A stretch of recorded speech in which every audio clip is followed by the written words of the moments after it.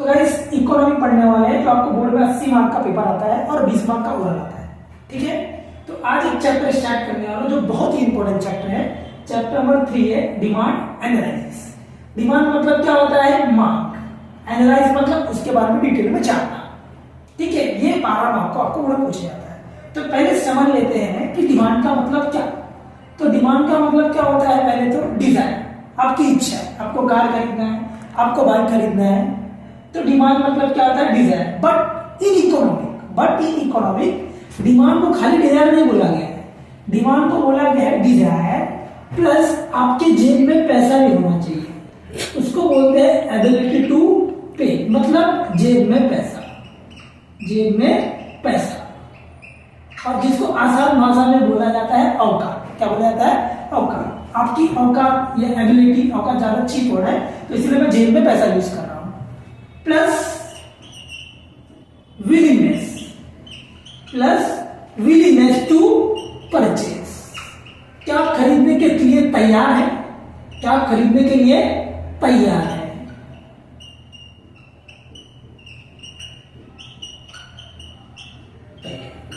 ठीक है, तो नॉर्मल लैंग्वेज में डिमांड को क्या बोला जाता है guys? Desire. But in economy में क्या बोला गया? Demand equal to desire plus ability to pay, आपके पास जेब में पैसा होना चाहिए, प्लस विलिंगनेस टू परचेज। ठीक है, चलिए मान लीजिए मुझे कार खरीदना है, ये मेरा क्या होगा गाइस? डिजायर। अब कार खरीदने के लिए मेरे जेब में पैसा होना चाहिए, कार है 50 लाख का, तो मेरी एबिलिटी है क्या 50 लाख की? तो वो मेरे जेब में पैसा होगा। अगर मेरे बैंक में है तो मेरी एबिलिटी है। तो कार खरीदना इच्छा, बैंक में पैसा होना एबिलिटी टू पे, तो क्या मैं खर्चा करने को तैयार हूं? तो मैं अगर मैं तैयार हूं तो शोरूम में जाऊंगा, पेमेंट कर दूंगा। तो खरीदने के लिए मैं रेडी हूं, रेडी टू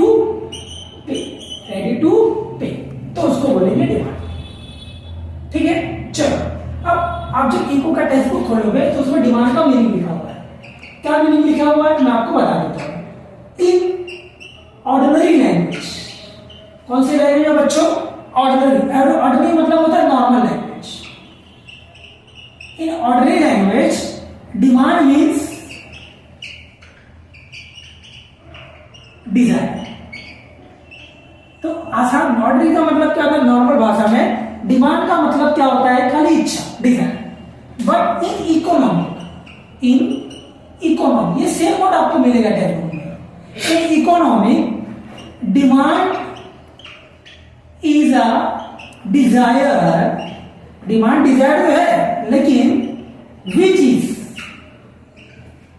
बैक मतलब उसके पीछे।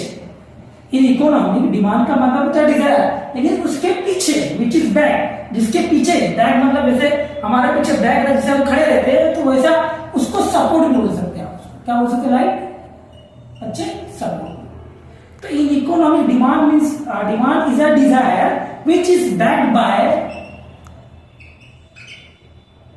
Ability to pay and willingness to purchase. ये डिमांड का मीनिंग होता है। तो in economic demand means a desire which is, demand is भी लिखा है, मीन्स भी लिखा, दोनों से मिलता है, मैं लिख देता हूं मीन्स।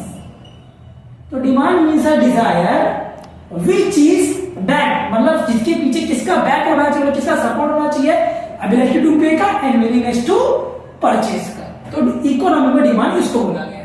ठीक है, तो अगर कोई आसान भाषा में आपको पूछे इन इकोनॉमी जो हमारे 12th में है, यहाँ पे डिमांड मतलब इच्छा नहीं है, यहाँ डिमांड मतलब क्या है? खरीदना। आप कॉलेज में टीचर लोग बताएंगे जब आप जाओगे कि डिमांड का मतलब डिजायर होता है, तो नॉर्मल लैंग्वेज में होता है, मैं भी वही बोल रहा हूँ। लेकिन इकोनॉमी में डिमांड को क्या बोला गया? खरीदना। तो कोई भी चीज आप कब खरीद पाओगे? जब आपकी इच्छा होगी, आपके जेब में पैसा होगा और वो पैसा पे करने के लिए तैयार होंगे। ठीक है, चलो अब टेक्स्ट बुक में क्वेश्चन मिलेगा जो ये बार बोर्ड में आया है, टाइप ऑफ डिमांड। ठीक है, कि डिमांड कितने टाइप का होता है। ये बोर्ड 2024 में आया भी है, बोर्ड एग्जाम क्वेश्चन आपको पढ़ाने जा रहा हूं। ठीक है, आया है तो इंपॉर्टेंट है।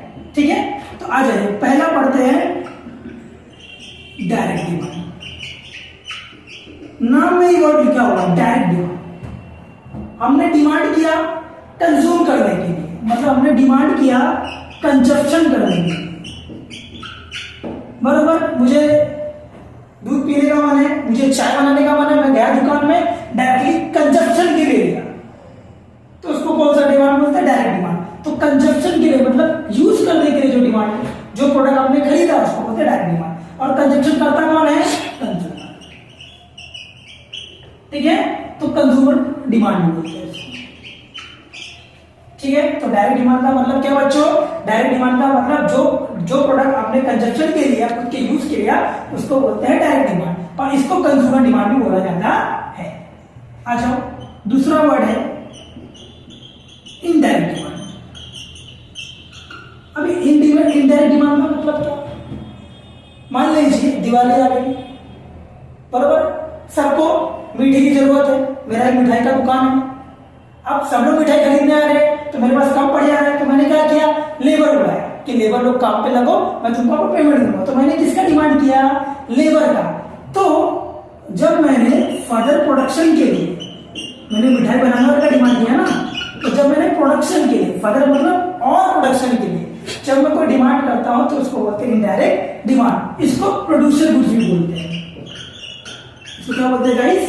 Producer goods. ठीक है, टेक्स्ट में एग्जांपल आएगा, एग्जांपल लेबर का डिमांड किया,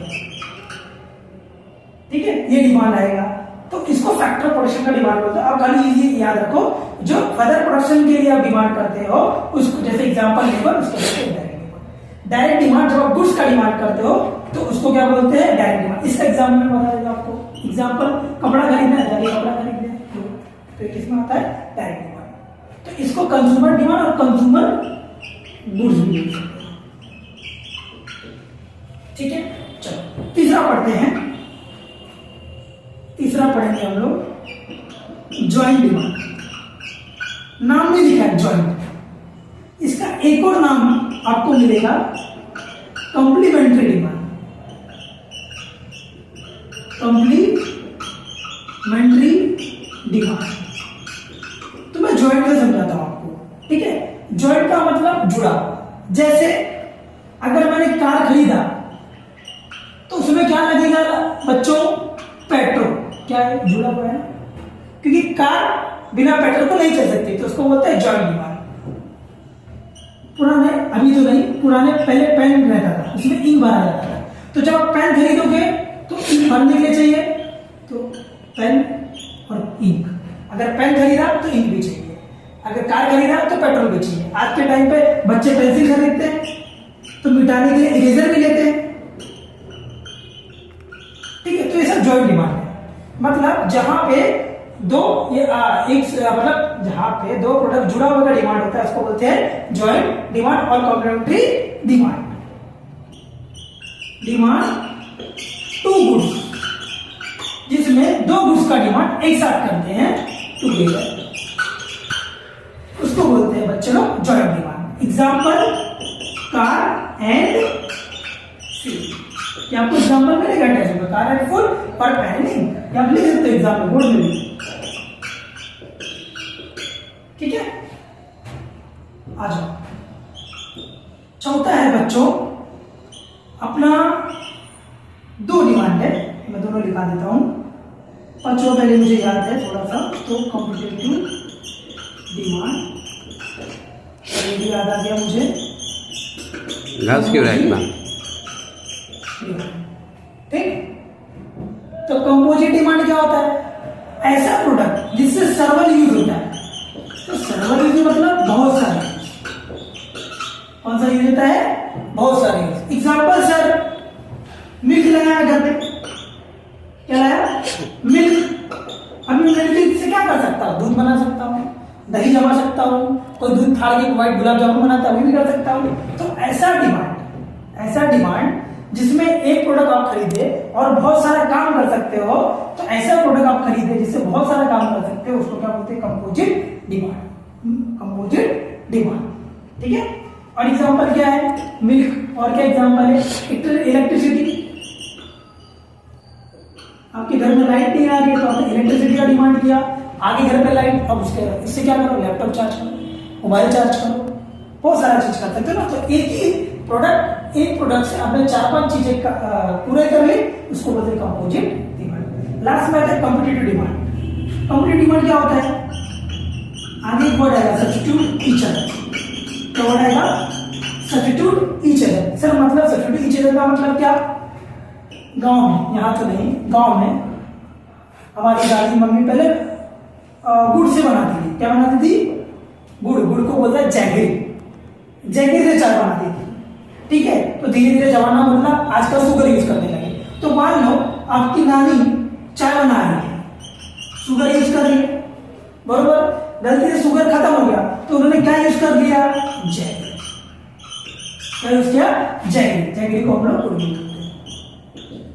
ठीक है, तो अगर एक प्रोडक्ट नहीं है तो आपने उसकी जगह पे दूसरा यूज किया, उसको ही बोलते हैं कॉम्पिटिटिव डिमांड। लास्ट एग्जांपल एक और मैं देता हूं, शुगर और जैगरी तो है ही,